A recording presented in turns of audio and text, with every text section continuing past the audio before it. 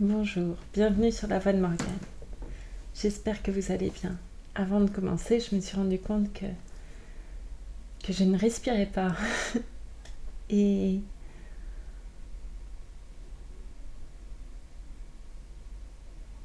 ça m'arrive assez souvent.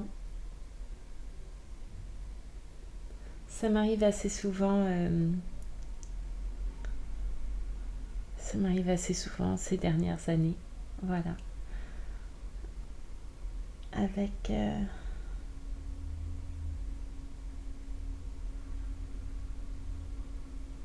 Donc je voulais juste dire, pensons à respirer.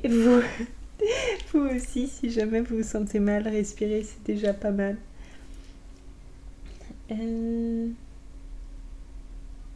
Voilà. Ah, je suis encore en petite forme, hein. Je suis un peu tristounette.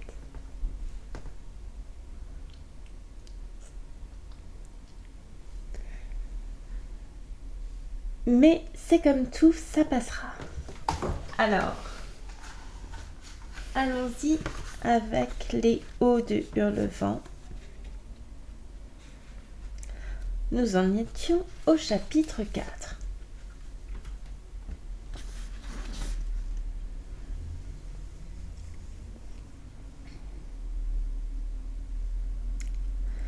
Quelle pauvre girouette nous sommes, moi qui avais résolu de me libérer de tous rapports sociaux et qui bénissais ma bonne étoile de m'avoir fait enfin découvrir un endroit où de tels rapports sont à peu près impossibles, moi, faible créature, après avoir lutté jusqu'au crépuscule contre l'abattement et la solitude, j'ai été vaincue et forcée d'amener mon pavillon.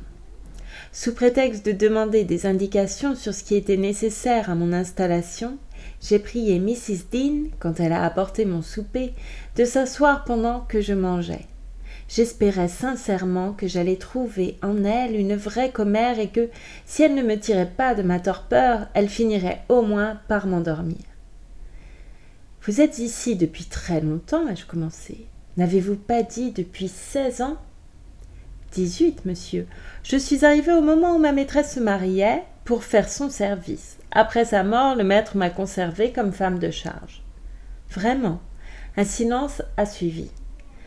Elfe n'était pas fort bavarde, craignais-je, sauf peut-être quand il s'agissait de ses propres affaires qui pouvaient difficilement m'intéresser. Cependant, après s'être recueillie un instant, un poing sur chaque genou, un nuage méditatif sur sa figure rubiconde, elle s'est écriée « Ah, les temps ont bien changé depuis lors. » Oui, ai-je remarqué, vous avez dû voir beaucoup de transformations, je suppose.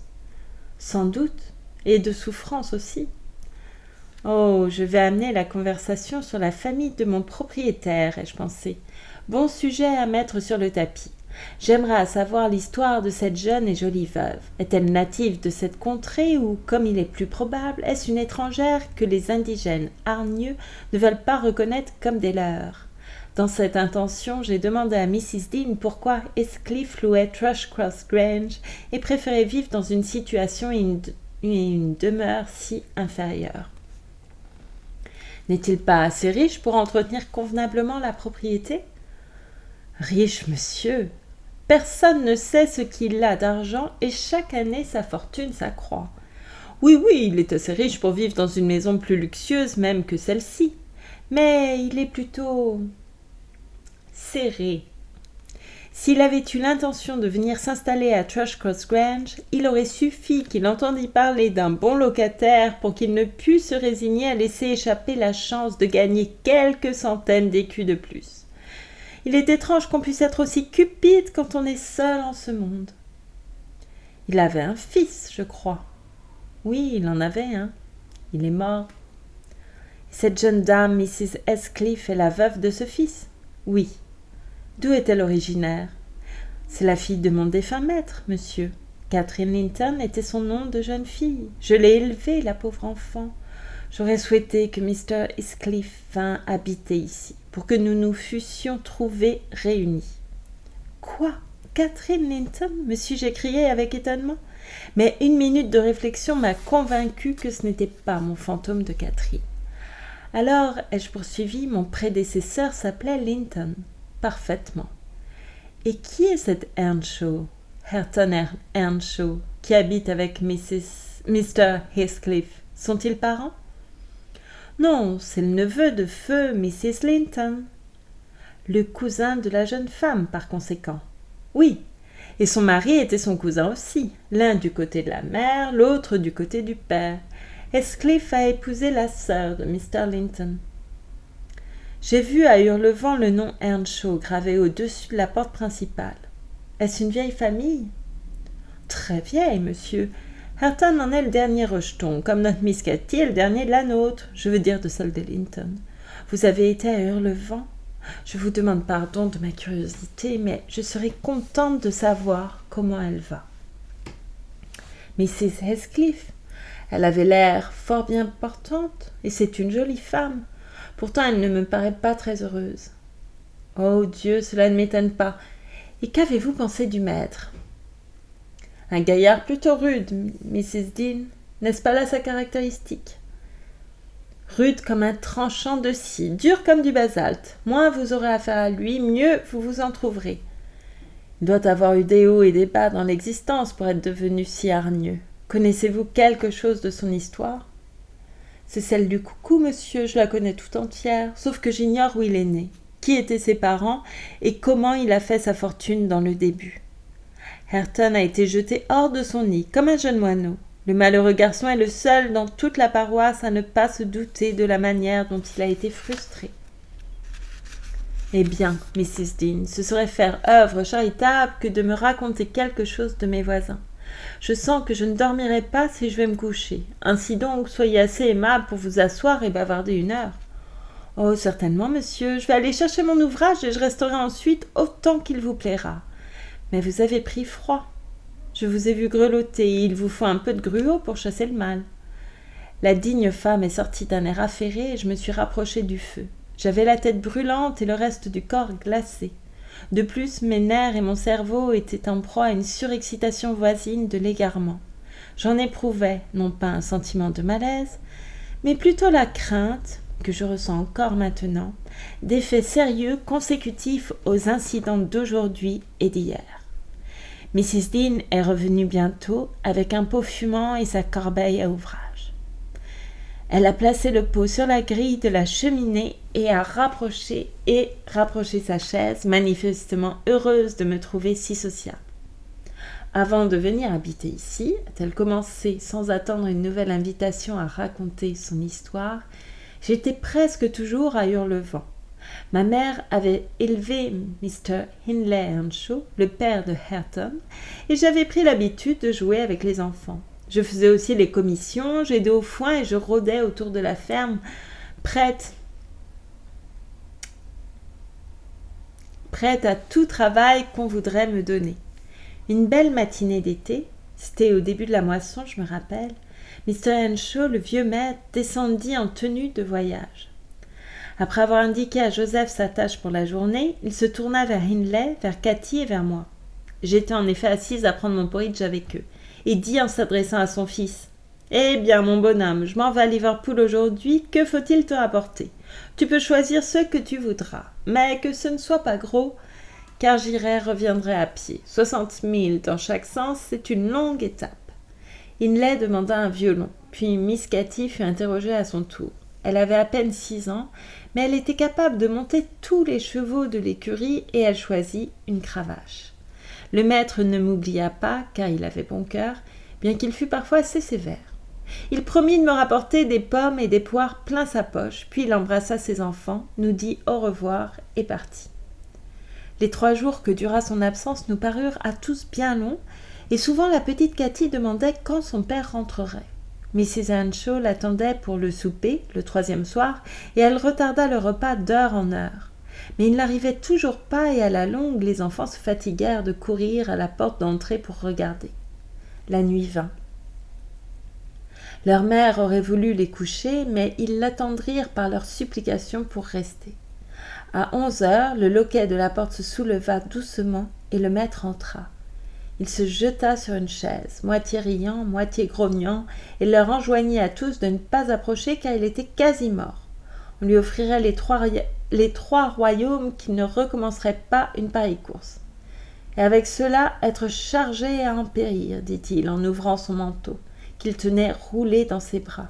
Vois, ma femme, je n'ai jamais été si exténué de ma vie, mais il te faut accepter mon fardeau comme un présent de Dieu, bien qu'il soit presque aussi noir que s'il sortait de chez le diable. Nous fîmes cercle et, par-dessus la tête de Miss Cathy, j'aperçus un enfant malpropre, déguenillé, aux cheveux noirs, assez grand pour marcher et parler. À son visage, on l'eût même jugé plus âgé que Catherine. Pourtant, quand il fut sur ses pieds, il se borna à regarder d'un air étonné autour de lui et à baragouiner indéfiniment quelque chose que personne ne put comprendre. J'étais effrayée, et Mrs. Earnshaw était toute prête à le jeter à la porte. Elle s'emporta, demandant quelle idée son mari avait eue d'amener chez lui ce petit bohémien quand ils avaient leurs propres enfants à nourrir et à élever. Que comptait-il en faire? Était-il devenu fou? Le maître essaya de s'expliquer. Mais il était vraiment recru de fatigue et tout ce que je pus comprendre au milieu des récriminations de sa femme, c'est qu'il avait rencontré l'enfant mourant de faim, abandonné et pour ainsi dire muet, dans les rues de Liverpool. Il l'avait recueilli et s'était enquis de son propriétaire. Pas une âme ne savait à qui il appartenait, dit-il, et l'argent comme le temps dont il disposait étant limité, il jugea préférable de le ramener sur le champ chez lui plutôt que de se livrer à de vaines et dispendieuses démarches là-bas, car il était résolu de ne pas le laisser dans l'état où il l'avait trouvé. En fin de compte, ma maîtresse se calma en maugréant, et Mr. Earnshaw me dit de le laver, de lui donner des effets propres et de le faire dormir avec les autres enfants. Hindley et Cathy se contentèrent de regarder et d'écouter jusqu'à ce que la paix fût rétablie. Alors tous deux se mirent à explorer les poches de leur père pour y trouver les cadeaux qu'il leur avait promis. Hindley était un garçon de 14 ans, mais en retirant ce qui avait été un violon, écrasé et réduit en miettes dans le manteau, il pleura à chaudes larmes. Quant à Cathy, lorsqu'elle apprit que le maître avait perdu sa cravache en s'occupant de l'intrus, elle témoigna son déplaisir en faisant des grimaces et en crachant dans la direction de la stupide petite créature, ce qui lui valut une bonne gifle de son père pour lui apprendre à avoir des manières plus convenables. L'un et l'autre refusèrent absolument de partager leur lit et même leur chambre avec lui. Je ne fis pas preuve de plus de bon sens en le mettant sur le palier de l'escalier avec l'espoir qu'il serait peut-être parti le matin. Soit par hasard, soit qu'il eût été attiré en entendant la voix de Mr. Earnshaw, il se glissa à la porte de ce dernier, qu'il y trouva quand il sortit de sa chambre. Une enquête fut ouverte pour savoir comment il était arrivé là. Je fus obligé de faire des aveux et en récompense de ma poltronnerie et de mon inhumanité, je fus renvoyé de la maison. Telle fut l'entrée de Heathcliff dans la famille. Quand je revins quelques jours après, car je ne considérais pas que mon bannissement dût être éternel, j'appris qu'on l'avait baptisé Heathcliff.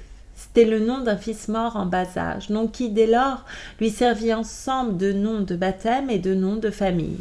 Miss Cathy et lui faisaient maintenant fort bon ménage. Mais Hindley le détestait et, pour dire la vérité, j'éprouvais pour lui le même sentiment. Nous le tourmentions et nous le traitions d'une manière indigne, car je n'étais pas assez raisonnable pour comprendre mon manque d'équité et la maîtresse n'intervenait jamais en sa faveur quand elle le voyait victime d'une injustice. Il avait l'air d'un enfant morose et résigné, endurci peut-être, contre les mauvais traitements.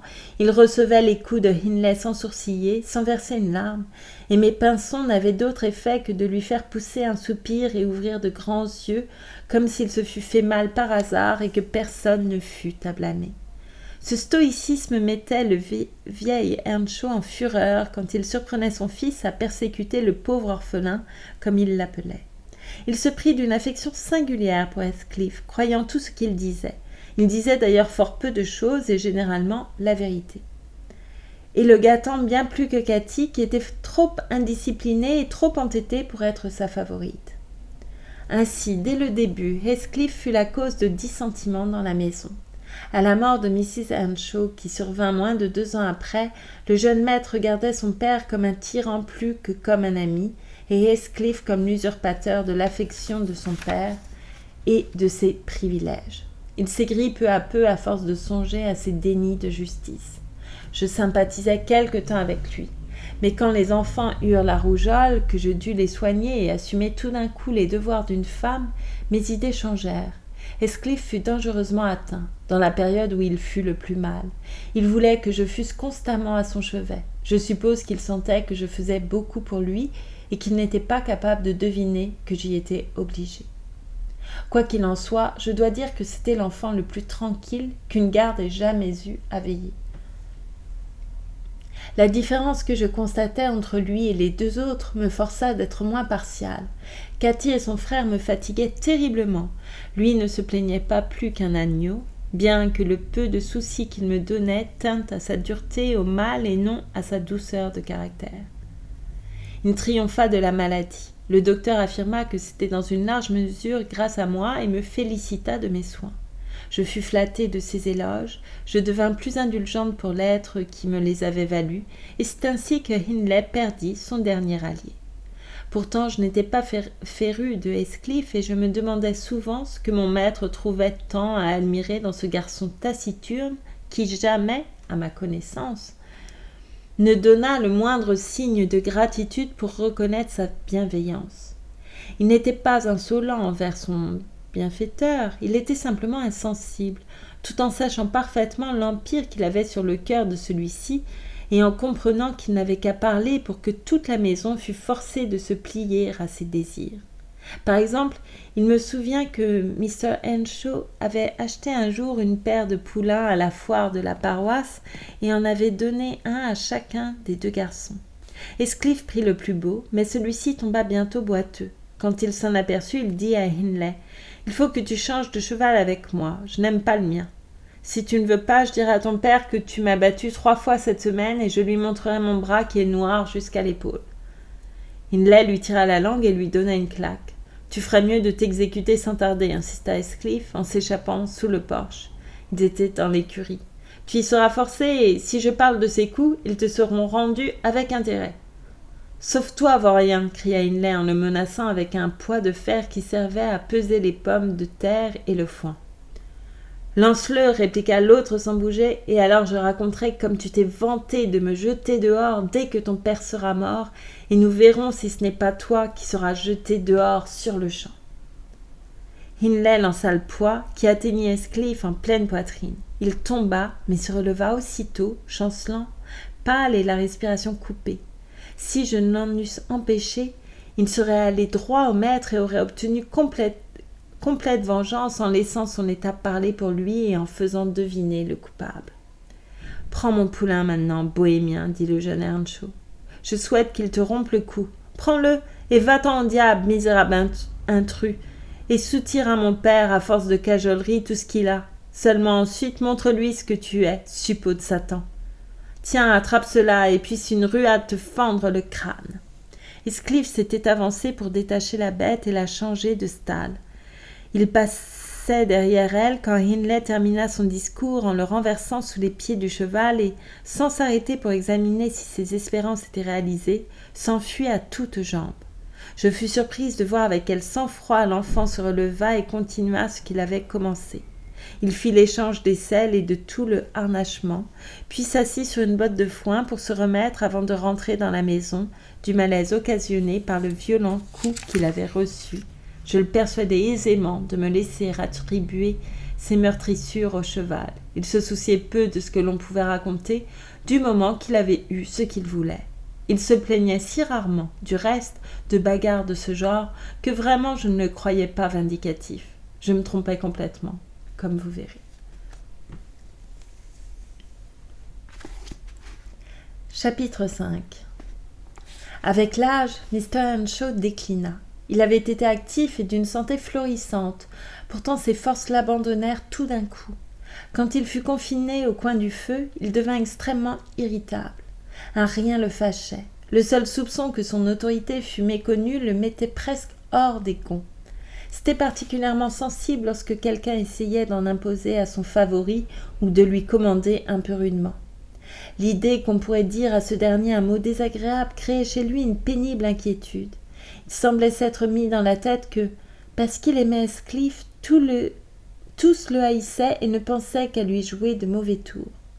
Cela nuisait à l'enfant, car les mieux intentionnés parmi nous ne voulaient pas contrarier le maître, de sorte que nous flattions sa partialité, et cette flatterie fut un riche aliment pour l'orgueil de Heathcliff et pour son caractère farouche. Mais c'était devenu une sorte de nécessité. 2 ou 3 fois, une manifestation de mépris de Hindley, dont s'aperçut son père, mit le vieillard en fureur. Il saisit sa canne pour le frapper et frémit de rage en s'y voyant impuissant.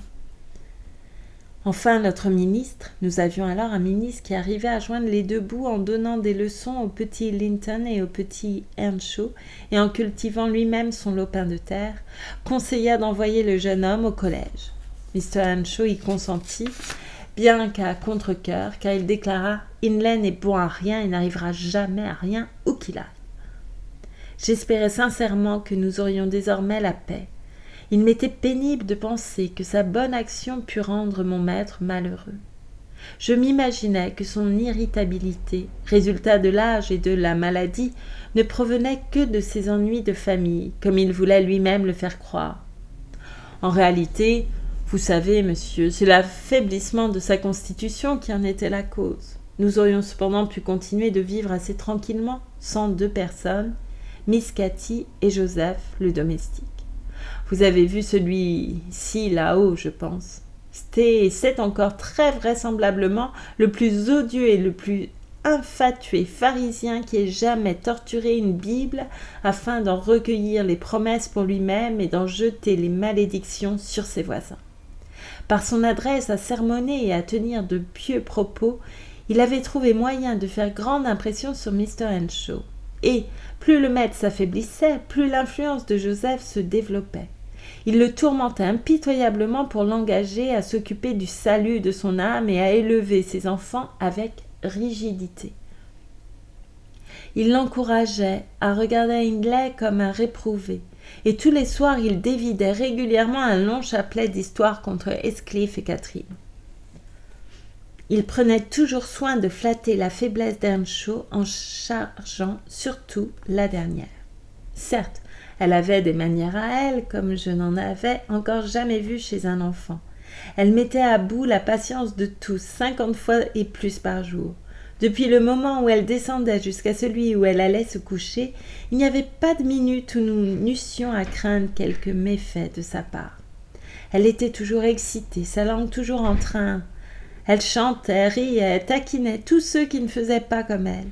C'était une indomptable petite friponne, mais elle avait l'œil le plus gai, le sourire le plus caressant et le pied le plus léger de toute la paroisse. Et, en fin de compte, je crois qu'elle n'avait pas de mauvaises intentions. Car lorsqu'elle était arrivée à vous faire pleurer pour de bon, il était rare qu'elle ne voulût pas vous tenir compagnie et ne vous obligeât pas de vous calmer pour la consoler. Elle était beaucoup trop entichée de Heathcliff. La plus grande punition que nous puissions inventer pour elle était de la tenir séparée de celui-ci. Pourtant, elle était grondée plus qu'aucun de nous à cause de lui. Dans ses jeux, elle aimait énormément faire la petite maîtresse. Elle avait la main leste et commandait à ses camarades. Elle essaya de me traiter ainsi, mais je ne voulus pas me charger de ses commissions, ni me plier à ses exigences, et je lui fis savoir. Quant à Mr. Earnshaw, il n'entendait pas la plaisanterie de la part de ses enfants. Il avait toujours été strict et grave avec eux. Catherine, de son côté, ne comprenait pas que son père fût plus irritable et moins patient dans son état maladif qu'il ne l'était au temps de sa vigueur. Ces maussades réprimandes faisaient naître en elle un malicieux plaisir à l'irriter. Elle n'était jamais aussi contente que quand nous la grondions tous ensemble et qu'elle nous défiait de son regard effronté, impertinent et de ses réponses toujours prêtes. Elle tournait en ridicule les malédictions sacrées de Joseph, me taquinait et faisait juste ce que son père détestait le plus, en montrant comment son insolence affectée, qu'il croyait réelle, avait plus d'effet sur Heathcliff que la bonté que lui-même lui témoignait. Comment le jeune garçon obéissait à elle en tout et n'obéissait à lui que quand son obéissance s'accordait avec sa propre volonté. Après s'être conduite aussi mal que possible pendant toute la journée, elle venait quelquefois câliner le vieillard le soir pour se raccommoder avec lui. « Non, Cathy, disait-il, je ne veux pas t'aimer. Tu es pire que ton frère. Va dire tes prières, mon enfant, et demande pardon à Dieu.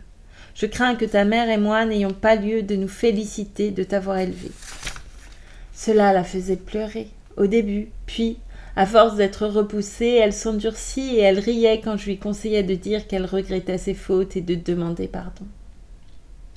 Mais enfin sonna l'heure qui mit un terme aux épreuves de Mr. Earnshaw ici-bas.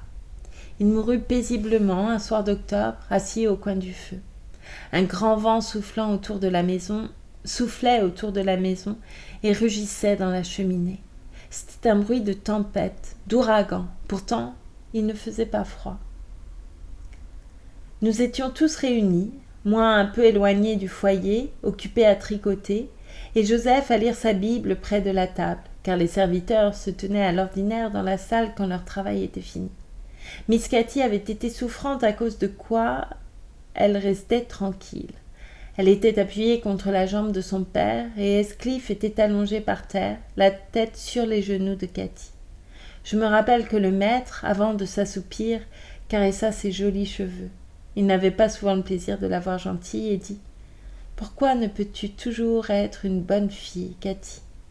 Elle leva la tête vers lui et répondit en riant « Pourquoi ne pouvez-vous pas toujours être un bon homme, papa ?» Mais dès qu'elle le vit de nouveau fâché, elle lui baisa la main et dit qu'elle allait lui chanter une chanson pour l'endormir. Elle commença de chanter très bas, jusqu'au moment où les doigts de son père abandonnèrent les siens et où sa tête tomba sur sa poitrine. Je lui dis alors de se taire et de ne pas bouger de peur de l'éveiller.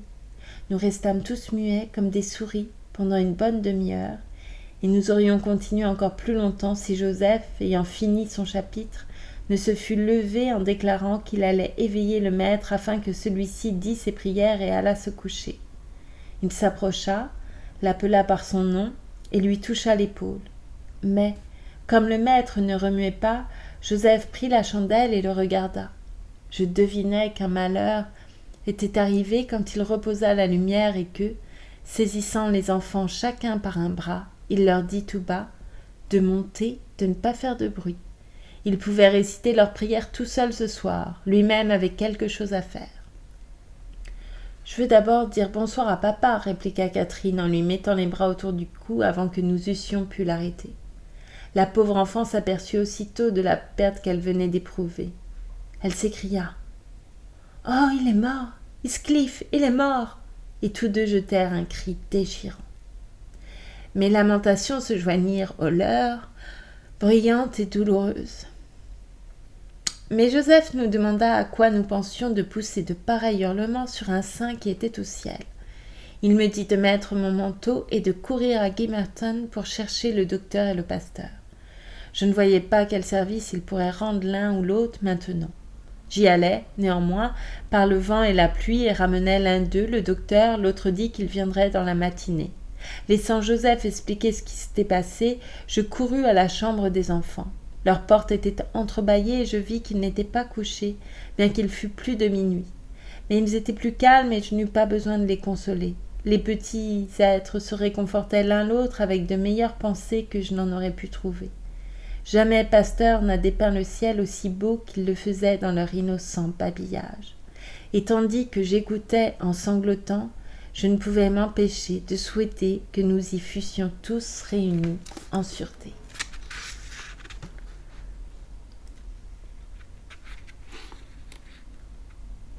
Je vais lire le chapitre 6 aussi. Mr. Hindley revint pour les funérailles et, chose qui nous stupéfia et fit jaser les voisins de droite et de gauche, il nous revint avec une femme. Qui elle était, où elle était née, c'est ce dont il ne nous fit jamais part. Sans doute n'avait-elle ni dot ni nom qui la recommandasse, sans quoi il n'aurait pas dissimulé cette union à son père. Elle n'était pas femme à apporter par elle-même beaucoup de troubles dans la maison. Tout ce qu'elle vit, du moment qu'elle eut franchi le seuil, parut la ravir, ainsi que tout ce qui se passait autour d'elle, hormis les préparatifs de l'enterrement et la présence des veilleurs funèbres. Je la jugeai à moitié stupide, d'après sa conduite en cette occasion. Elle courut à sa chambre, m'y entraîna, bien que j'eusse à habiller les enfants, et s'assit toute frissonnante, les mains jointes, demandant sans cesse « Sont-ils partis ?» Puis elle se mit à décrire avec une émotion hystérique l'effet que lui produisait la vue du noir. Elle frémissait, tremblait, finit par se mettre à pleurer et, quand je lui demandai ce qu'elle avait, me répondit qu'elle ne savait pas, mais qu'elle avait si grand peur de mourir. Je pensais qu'elle n'était pas plus menacée de mourir que moi-même. Elle était plutôt mince mais jeune, avec des couleurs vives et des yeux qui étincelaient comme des diamants. J'avais remarqué, il est vrai, qu'elle s'essoufflait en montant l'escalier, que le moindre bruit soudain la faisait tressaillir et qu'elle toussait parfois d'une façon inquiétante. Mais je n'avais pas l'idée de ce que signifiaient ces symptômes et ne me sentais pas portée à sympathiser avec elle. Nous ne nous attachons pas en général aux étrangers ici, Mr. Lockwood, à moins qu'ils ne s'attachent à nous d'abord. Le jeune Earnshaw avait beaucoup changé pendant ces 3 années d'absence. Il avait maigri, avait perdu ses couleurs, parlait et s'habillait tout différemment. Le jour même de son retour, il nous enjoignit, à Joseph et à moi, de nous cantonner à l'avenir dans la cuisine et de lui laisser la salle. Il aurait même voulu faire mettre un tapis et du papier dans une chambre disponible pour en faire un petit salon. Mais sa femme était si enchantée du dallage blanc, de la grande cheminée brillante, des plats d'étain, de la case aux faïences, du chenil et du vaste espace dont on disposait dans cette salle où il se tenait d'habitude, qu'il jugea la réalisation de ce projet inutile à son bien-être et qu'il l'abandonna. Elle manifesta aussi le plaisir qu'elle avait à trouver une sœur parmi ses nouvelles relations. Elle bavarda avec Catherine, l'embrassa, courut partout avec elle et lui fit quantité de présents au début. Son affection se fatigua bien vite cependant et, quand elle devint maussade, Hindley devint tyrannique. Quelques mots, laissant paraître que Heathcliff déplaisait à sa femme, suffirent pour réveiller en lui toute sa haine pour le garçon. Il le repoussa de leur société dans celle des domestiques, le priva des enseignements du ministre, voulut qu'ils fussent remplacés par des travaux au dehors et exigea de lui le même labeur que d'un valet de ferme. Heathcliff supporta son avilissement assez bien dans les premiers temps, parce que Cathy lui enseignait ce qu'elle apprenait, travaillait et jouait avec lui dans les champs. Tous deux promettaient vraiment de devenir aussi rudes que des sauvages. Le jeune maître ne s'occupait en rien de la manière dont il se conduisait, ni de ce qu'il faisait, pourvu qu'il ne les vît point. Il n'aurait même pas tenu à ce qu'ils allassent à l'église le dimanche, si Joseph et le ministre ne lui eussent adressé des remontrances sur son indifférence à l'égard de leurs absences. Ce qui leur faisait souvenir d'ordonner le fouet pour Heathcliff et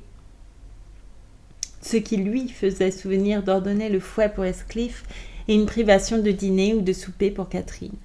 Mais c'était un de leurs grands amusements que de se sauver dans la lande dès le matin et d'y rester toute la journée.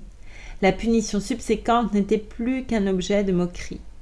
Le ministre pouvait donner autant de chapitres qu'il voulait à apprendre par cœur à Catherine, et Joseph pouvait fouetter Heathcliff jusqu'à en avoir le bras engourdi. Ils oubliaient tout dès qu'ils étaient de nouveau réunis, ou du moins dès qu'ils avaient combiné quelque vilain plan de vengeance. Bien souvent je pleurais à part moi de les voir devenir chaque jour plus effrontés, et je n'osais pourtant prononcer une syllabe, car par crainte de perdre le peu d'empire que j'avais encore sur ces deux êtres privés d'affection. Un dimanche soir, il arriva qu'ils furent chassés de la salle pour avoir fait du bruit, pour quelques peccadilles du même genre. Quand j'allais les appeler pour le souper, je ne pus les découvrir nulle part. Nous fouillâmes la maison de haut en bas, la cour et les écuries, ils demeuraient invisibles. À la fin, Hindley, en furie, nous ordonna de verrouiller les portes et interdit à qui que ce fût de les laisser rentrer cette nuit-là. Tout le monde alla se mettre au lit. Pour moi, l'inquiétude m'empêchant de rester couché, j'ouvris ma fenêtre et passai la tête en dehors pour écouter, bien qu'il plût. J'étais déterminée à leur ouvrir malgré la défense, s'ils revenaient. Au bout de quelque temps, j'entendis des pas sur la route et la lumière d'une lanterne brilla à travers la barrière. Je jetai un châle sur ma tête et courus pour les empêcher d'éveiller Mr. Earnshaw en frappant. C'était Heathcliff seul et je tressaillis en ne voyant que lui. « Où est Miss Catherine ?» lui criai-je vivement. « Pas d'accident, j'espère. »« À Thrushcross Grange, répondit-il, et j'y serais aussi s'ils avaient eu la politesse de me demander de rester. Eh bien, vous verrez que cela vous coûtera. Vous ne serez content que quand vous serez fait chasser. Que pouviez-vous bien faire à rôder du côté de Thrushcross Grange? Laissez-moi enlever mes vêtements mouillés et je vous raconterai tout, Nelly. Je lui recommandai de prendre garde de réveiller le maître et pendant qu'il se déshabillait et que j'attendais pour souffler la chandelle, il poursuivit. Cathy et moi nous étions échappés par la buanderie pour nous promener à notre fantaisie.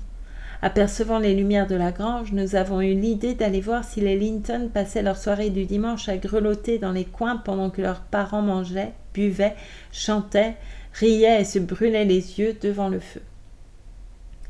Croyez-vous qu'il en soit ainsi, ou qu'ils lisent des sermons, qu'un vieux domestique les catéchise et qu'on leur donne à apprendre une colonne de noms de l'écriture s'ils ne répondent pas convenablement ? Probablement pas, ce sont des enfants sages, sans doute, et ils ne méritent pas le traitement qu'on vous inflige pour votre mauvaise conduite. Oh, pas de prêche, Nelly, sottise que tout cela. Nous avons couru sans nous arrêter depuis le sommet des Hauts jusqu'au parc. Catherine complètement battue dans la course car elle était nu-pied. Vous pourrez chercher ses souliers dans les fondrières demain. Nous nous sommes glissés par un trou de haie, nous avons suivi à tâtons le sentier et nous nous sommes plantés sur une plate-bande de fleurs sous la fenêtre du salon. C'est de là que venait la lumière. On n'avait pas fermé les volets et les rideaux n'étaient qu'à demi tirés. Nous pouvions regarder à l'intérieur tous les deux en nous tenant debout sur le soubassement et en nous accrochant au rebord de la fenêtre.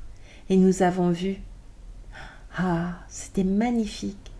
Une splendide pièce avec un tapis rouge, des chaises et des tables couvertes en rouge, un plafond d'un blanc éclatant bordé d'or et, au milieu, une pluie de lames de verre suspendues par des chaînes d'argent et illuminées par la douce lueur de petites bougies. Les vieux Mr. et Mrs. Linton n'étaient pas là. Edgar et sa sœur étaient tout seuls. N'auraient-ils pas dû être heureux ? Nous nous serions crus au ciel, nous. Eh bien, savez-vous ce que faisaient vos enfants sages ? Isabelle, je crois qu'elle a 11 ans, 1 an de moins que Cathy, était couchée sur le parquet à l'extrémité de la pièce, criant comme si des sorcières la lardaient avec des aiguilles chauffées à blanc. Edgar, près du feu, pleurait en silence. Au milieu de la table était assis un petit chien qui secouait sa patte et qui glapissait. À leurs mutuelles accusations, nous comprîmes qu'ils l'avaient presque écartelé à eux deux. Les idiots! Voilà à quoi ils s'amusaient. Se disputer un paquet de poils chauds et se mettre à pleurer parce que tous deux, après s'être battus pour l'avoir, refusaient de le prendre. Nous avons ri de bon cœur à la vue de ces enfants gâtés. Quel mépris nous avions pour eux! Quand me verrez-vous désirer d'avoir ce que désire Catherine? Ou quand nous trouverez-vous tous deux seuls nous amusant à sangloter, à nous rouler par terre chacun à un bout de la chambre? Je ne changerais pour rien au monde ma situation ici pour celle d'Edgar Linton à Thrushcross Grange. Pas même si j'ai gagné le privilège de pouvoir jeter Joseph du haut du pignon le plus élevé et badigeonner la façade de la maison avec le sang de Hindley. Assez, assez, interrompis-je. Vous ne m'avez toujours pas dit, Heathcliff, comment vous aviez laissé Catherine là-bas. Je vous disais que nous rions, reprit-il. Les Linton nous ont entendus et, d'un même mouvement, se sont précipités à la porte comme des flèches. Il y a eu un silence, puis un cri. « Oh, maman, maman! Oh, papa! Oh, maman, venez! Oh, papa! Oh !» Réellement, ils nous ont vociféré quelque chose dans ce goût-là. Nous avons fait un bruit terrible pour les effrayer encore plus, puis nous avons lâché le rebord de la fenêtre parce que quelqu'un tirait les barres et que nous sentions qu'il valait mieux nous enfuir. Je tenais Cathy par la main et la pressais quand tout à coup elle est tombée par terre. « Sauve-toi, Heathcliff, sauve-toi » a-t-elle chuchoté. Ils ont lancé le bulldog et il me tient. Le démon l'avait saisi par la cheville. Nelly, j'entendais son abominable grognement. Elle n'a pas poussé un cri. Non. Elle en aurait rougi, eût-elle été embrochée par les cornes d'une vache en furie. Mais moi, j'ai crié. J'ai proféré assez de malédictions pour anéantir tous les démons de la chrétienté. Saisissant une pierre, je l'ai fourrée entre les mâchoires du chien et j'ai essayé de toute ma force de l'enfoncer dans sa gorge.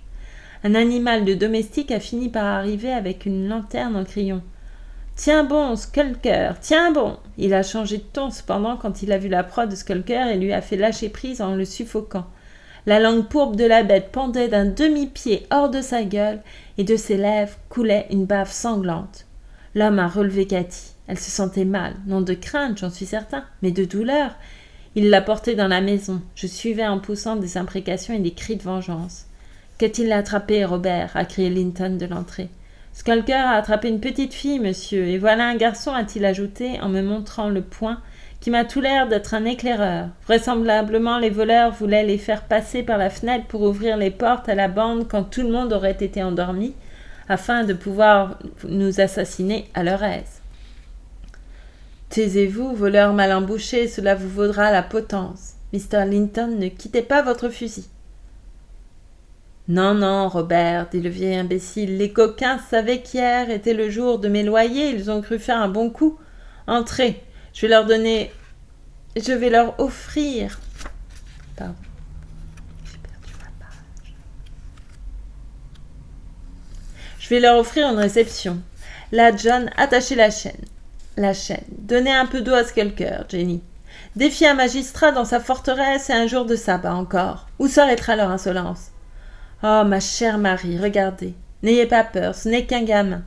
Pourtant, la scélératesse est bien peinte sur son visage. Ne serait-ce pas un bienfait pour le pays de le pendre sur le champ avant que son naturel, révélé par ses traits, se manifeste par des actes? Il m'a poussé sous le lustre. Mrs. Linton a chaussé ses lunettes et levé les mains avec un geste d'horreur. Les poltrons d'enfants se sont rapprochés aussi. Isabelle balbutiait. « Quel être affreux! Mettez-le dans la cave, papa. Il ressemble tout à fait au fils de la diseuse de Bonaventure qui m'a volé mon faisan apprivoisé. N'est-ce pas, Edgar ?» Pendant qu'il m'examinait, Cathy est arrivée.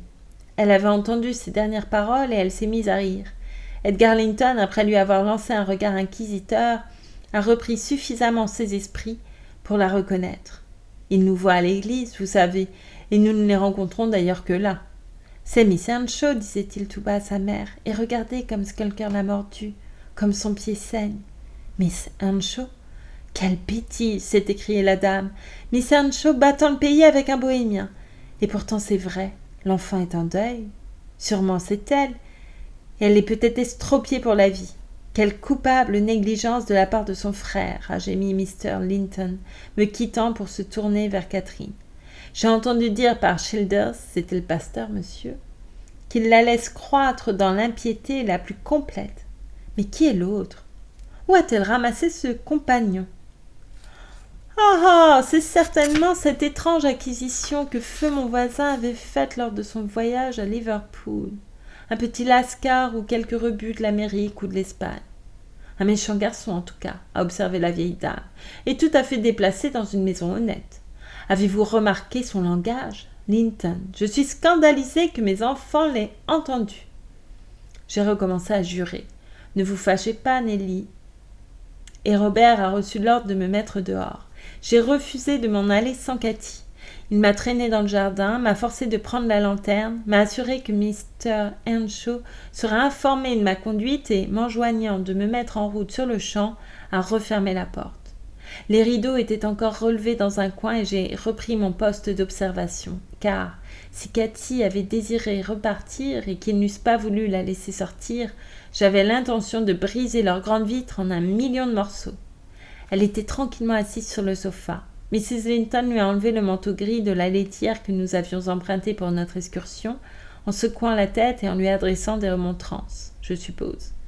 Cathy était une jeune fille de bonne naissance, et il faisait une distinction entre les manières de nous traiter, elle ou moi. Puis la femme de chambre a apporté une cuvette d'eau chaude et lui a lavé les pieds. Mr. Linton lui a préparé un grand verre de négus. Isabelle lui a vidé une assiette de gâteau sur les genoux, pendant qu'Edgar, bouche bée, la regardait de loin. Ensuite, ils ont séché et peigné ses beaux cheveux, lui ont donné une paire d'énormes pantoufles et l'ont poussé près du feu. Je l'ai laissée, aussi gaie qu'elle pouvait l'être, en train de partager ses gâteaux au petit chien et à Skulker dont elle pinçait le nez pendant qu'il mangeait. Sa vue faisait luire dans les ternes yeux bleus d'Ellington une étincelle de vie, vague reflet de sa figure enchanteresse. Je voyais qu'ils étaient remplis d'une admiration stupide. Elle est si démesurément supérieure à eux, à n'importe qui sur terre, n'est-ce pas, Nelly? Cette histoire-là aura plus de suite que vous ne croyez, répondis-je en bordant son lit et en éteignant la lumière. Vous êtes incorrigible, Heathcliff, et Mr. Hindley sera obligé d'en venir à des mesures extrêmes, vous verrez. Mes paroles se trouvèrent plus vraies que je ne le désirais. Cette malencontreuse aventure rendit Earnshaw furieux.